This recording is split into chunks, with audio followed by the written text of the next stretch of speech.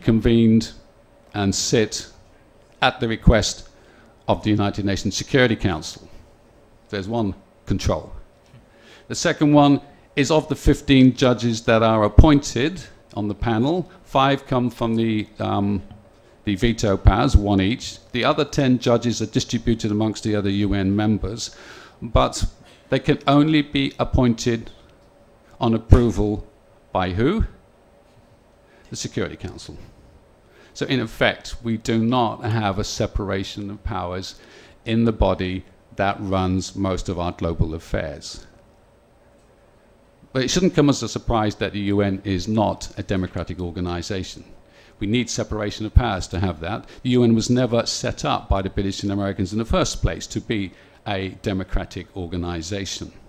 And don't take my word for this, and my claim that here that we have this dictatorial organization. A gentleman who I shared the panel here 2 years ago with, who was sat where Professor Imtiaz is now, was Roger Normand. He's a Harvard PhD, and he was here in Bangkok as the regional director of the International Commission of Jurists, so a senior human rights lawyer. And in his book, he describes the UN Security Council as a breathtaking dictatorship. So that's what we've got running affairs. Of course, if you're an American and a Brit here in the audience, you've gained a lot of benefits from that, and so does France and others. If you are a veto-wielding member of the UN, you are part of a very select club. It's not government, it's not democratic government as we understand it. It is a club. The rest of you, I'm sorry, bad luck. Now, again, if these countries are the democracies they claim to be, they are the champions of democracy, they've had 67 years to change the constitution of that UN. And they've done nothing. They've done everything they possibly could to block any changes to the UN to make it much more representative of the global community and to give vast numbers of other people a voice in how we run our global affairs. There's nothing free, there's nothing just, there's nothing democratic about what we see there at the UN. And of course the UN and that control makes sure that Israel can never be put in front of the International Court of Justice. It means that Israel can never be prosecuted for or have resolutions passed against it inside the UN. But what about the Americans and the British? What do they get out of this as well? I haven't got time to talk about it here, but I think one of the things we really do need to look at is the free reign that the Anglo-American banking system has to run the global system and in effect impoverish other countries. We talked about the Chinese central bank the other day. It reckons $120 billion is being stolen out from the Chinese budget and parked in offshore accounts. We know that went on inside the Soviet Union as well, so hundreds of billions of dollars. We talked about billions of dollars have been laundered by the Mexican drug gangs through American banks like Wachovia. So there's huge benefits for the Americans and British on this as well, because they have protection and we can't even investigate any of this. Nobody got prosecuted at Wachovia Bank for the billions that was their profits they made out of the drug deals. Nobody. Nobody went to jail. Absolutely nobody. So let me move to the second way. I've only got time for 2, this is the last one here, and that is to look at how these two powers use their military force. Because if you're going to have political sovereignty, you need to be able to enforce it, don't you? You need to enforce your control. And we know the Americans, for example, have 50% of the global budget spent on military equipment, so they can enforce their political remit, and they do. The question I would pose them is, well, you've got this military force and you want to go out there and you want to solve disputes. But do you see yourself with a mandate to protect? We know in the case of the British, even though they were given a mandate to protect by the UN, national self-interest came first. What about the Americans? When the Americans went into Iraq, that was to provide the Iraqis with freedom, wasn't it? Well, what about the rules of engagement for the Americans? The American soldiers are allowed to put their life before the lives of Iraqi citizens. If you're a champion of democracy, by definition, you put your life at stake, at risk, in order to protect other people. If you have rules, force of protection, that give American soldiers first protection and citizens second, that is not being a champion of democracy. But perhaps asking them to operate a mandate to protect is too much. Let's lower our goals. Let's lower the threshold here and ask, well, what do they do to keep civilian casualties to a minimum? Because if you're going to be an ethical, moral force, you are champions of democracy, you're going to do your best to keep the civilian fatalities to as low as possible. Minimum force to get your objectives. Perhaps a simple global benchmark to measure their lack of consideration on civilians is to ask how many civilians have the Americans and the British killed in action, killed in their wars since they got power in 1945. And by my reckoning, that total is about 10 to 20 million. 5 to 10 million of that comes from direct battle deaths, direct deaths from military action. The other 5 to 10 million deaths would come about as a consequence of the effects after the war, the bombing of infrastructure, waterways, hospitals, and so on, makes it very difficult to feed and clothe, and even homes are being destroyed.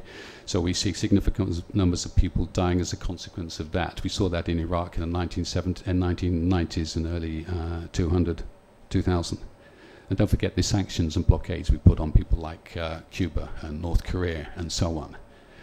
But get back to the battle deaths. I mean, 5 to 10 million is quite a lot, isn't it? Now, I need to back that up in some way. Well, let me just give you 2 examples of that. We know, for example, in Korea, in the prime American war-making years of 1965 to 1975, the Americans killed about 1 million civilians. That's well documented. We know that, go back 15, 20 years, and we look at the Korean War, there's again, it's well documented that the number of people, civilians, unarmed civilians, I'm not talking about soldiers, I'm not talking about terrorists, I'm talking about non-combatants. The number of non-combatants killed in North Korea is estimated by most academic sources as about 1 million. That's in a population of 10 million. That's between 1950 and 53. Major Curtis LeMay, those of you American will know who he is. He is a United States Air Force general.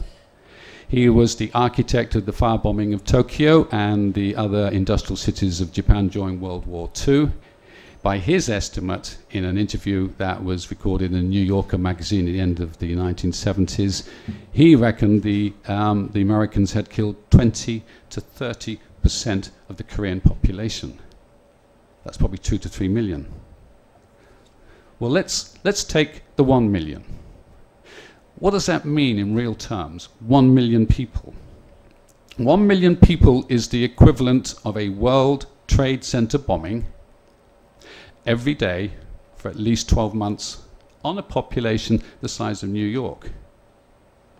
Now, quite rightly, we see the World Trade Center bombing as an absolute atrocity. Well, how do we describe 400 World Trade Centers in Korea? How do we describe 400 World Trade Centers in Vietnam? Or 400 World Trade Centers in Iraq? That's not regarded as an atrocity. That is regarded as collateral damage. It's not collateral damage. That's mass murder. But because the US and the UK have this control over the UN, it's impossible, isn't it, to get them to any court on any charges on anything. And that's what I mean when I talk about this malign influence that they have. How is it possible for many of the other countries around, like the Cubans, the Venezuelans and others, how possible is it for them to arrive at democracy? I said again, not even talked about the way the banks suck the money out of them either. So these are the states that put themselves up as modern secular democracies, champions of democracy, when they are nothing of the sort, unfortunately. To conclude,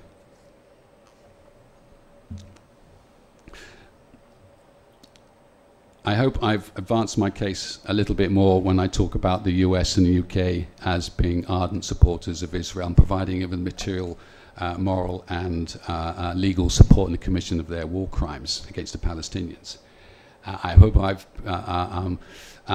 helped change our perspective a little bit of how we look at the West, in particular the US and the UK, and what they do, and how difficult this is going to be for those of us who are pro-Palestinians to start to chip away at the edifice of defense that surrounds the Israelis and allows them to carry on with their ethnic cleansing silently. This is a huge obstacle, isn't it? These two powers. But I think there are solutions. And I think, first of all, we can take a leaf out of the book of the Zionists, pro-Zionist groups in the US, and we lobby our governments. We continue to lobby, like we as PSC lobbied the Thai government last September and handed over 3,500 signatures to get the Thai government to support the Palestinian UN bid, which is stuck, isn't it, at the moment in the Security Council. We also name and shame. We name those countries who claim to be modern secular democracies but don't behave in that way. But I think the most this comes back to something of what Professor Imtiaz is talking about here, the changes that are going on in the Arab world. I think we need to mobilize global public opinion, because I think the real superpower on this planet is not the US or anybody else. It is global public opinion, global civil society. And I think our job is to mobilize that so we protect each other. We protect each other. We don't allow naked self-interest to outrun global well-being, the common good.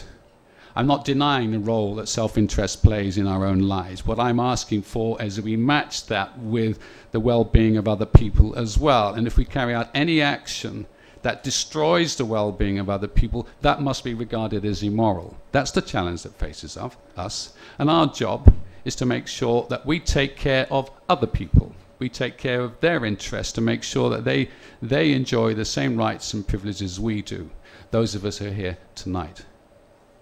Thank you very much. Thank you. Thank you, Nick. Excellent perspectives on the issues as always, and I hope that every one of us tonight will pick up that gauntlet that you threw at us there. We do have time for question and answers. Before that, I would like to ask the man who has the most difficult job of all here tonight, Marut McCloy, to translate all this as briefly as possible. Marut, please. Yeah. It's a $1 million job, I can tell you. Here's $5.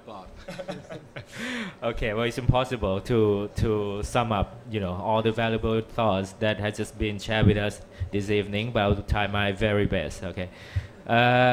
ครับสิ่งที่ท่านสปีกเกอร์ทั้งสองท่านของเราเพิ่งพูดไปในวันนี้นะครับคงเป็นไปไม่ได้ที่ผมจะสรุปทั้งหมดเป็นภาษาไทยในช่วงเวลาสั้นๆที่ผมมีเอาเป็นว่าผมจะสรุปในประเด็นหลักๆที่น่าสนใจมากๆนะครับก็คือที่ดร.อิมติอาซได้พูดถึงอาหรับสปริงและมุสลิมในเซาท์อีสต์เอเชียนะครับว่ามีความสัมพันธ์กันในหลายด้านมีความแตกต่างกันในเรื่องของศาสนาของแต่ละประเทศในเซาท์อีสต์เอเชียมีความแตกต่างกันหลายด้านแต่ว่าสิ่งหนึ่งที่ผูกพันกันก็คือเรื่องของ solidarity มีความเป็นอันหนึ่งอันเดียวกันในเรื่องของการจะสร้างความผูกพันของมนุษยชาติให้เกิดขึ้นร่วมกันแล้วก็เป็นส่วนหนึ่งที่ทำให้เกิดอาเซียนนะฮะที่กำลังจะอาเซียนคอมมูนิตี้ที่กำลังจะเกิดขึ้นในอีกไม่กี่ปีข้างหน้านี้นะครับดร.อิมติอาซได้พูดถึงอิสลามโฟเบียนะครับพูดถึงความรู้สึกที่กลัวอิสลามนะครับที่เกิดขึ้นในที่หลายๆสื่อกระแสหลักทั่วโลกกำลังพยายามที่จะประโคมข่าวในเรื่องนี้มีการประท้วงการสวมฮิญาบในหลายๆประเทศทางตะวันตกมีการประท้วงแม้กระทั่งการกินอาหารฮาลาลอย่างเงี้ยนะครับเป็นการความกลัวอิสลามที่ถูกใส่หัวของประชากรทั่วไปแม้แต่ในประเทศไทยเองก็ยังมีนะครับอย่างเมื่ออาทิตย์ที่แล้วก็มีการประท้วงการสร้างมัสยิดที่ทางภาคเหนือนะครับว่าจะไม่ให้มีการสร้างมัสยิดตรงนั้นเพราะกลัวจะเกิดความรุนแรงขึ้นอย่างนี้เป็นต้นนะครับดร.อิมติอาซได้พูดถึงตัวแปรที่มีส่วนในการทำให้เกิดการประท้วงอย่างอาหรับสปริงนะครับซึ่งมันมาจากหลายๆเรื่องการ sectarian conflict ในเรื่องของการขัดแย้งทางด้านความเชื่อหรือความเผ่าพันธุ์ของผู้คนที่แตกต่างคนชีอะห์คนซุนนีหรือว่าคนในกลุ่มความเชื่ออื่นๆที่แตกต่างกันแล้วก็แต่ที่สำคัญที่สุดคือเรื่องของ economic hardship หรือว่าความลำบากความยากจนของประชาชนนั่นเองที่เป็นการตัวผลักดันให้เกิดการประท้วงของอย่างอาหรับสปริงในหลายๆประเทศที่ยังดำเนินอยู่ในอียิปต์ในลิเบียหรือว่าในซีเรียที่เราเห็นอยู่ทุกวันนี้ก็มาจากการประท้วงของคนที่ไม่ต้องการทนอีกแล้วกับการ กฎขี่ของรัฐบาลตัวเองแล้วก็ความไม่ยุติธรรมในการแบ่งทรัพยากรในประเทศนะครับอันนั้นก็เป็นการสรุปในสิ่งที่ดร.อิมติยัสได้พูดไว้ส่วนที่สปีกเกอร์ท่านที่2นะครับคือนิกเฟอร์แมนนะครับได้พูดไว้ก็มีหลายประเด็นมากๆที่น่าสนใจนะครับผมจะสรุปสั้นๆประเด็นที่